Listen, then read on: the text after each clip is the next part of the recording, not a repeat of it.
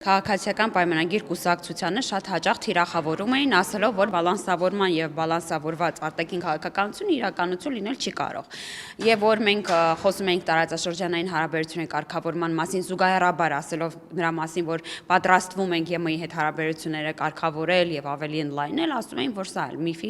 միֆ է։ Բայց ըստ էության մենք ունենք մի իրավիճակ, որ Թուրքիայի փոխնախագահան, այո, Ադրբեջանի նախագահան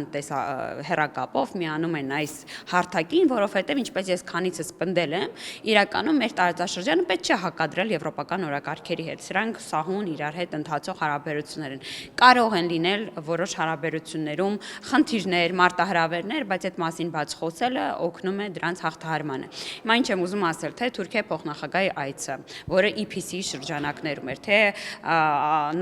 Ադրբեջանի նախագահ Իլհամ Ալիևի ուղերձը, եւ թե Վրաստանի վարչապետի իրականում նաեւ մասնակցությունը EPC-ին հաշվի առնելով նաև ԵՄ-Վրաստան հարաբերությունների մեջ որոշ ընկերները ի ցույց են դնում այն, որ մեր բալանսավորման եւ բալանսավորված քաղաքականությունը իրականություն լինել կարող է եւ իրականություն է արդեն։ Այսինքն մենք ի ցույց դրեցինք այն, որ հնարավոր է բալանսավորել հարաբերությունները, եթե դու ազնիվ ես նախ եւ առաջ քո գործընկերների հետ եւ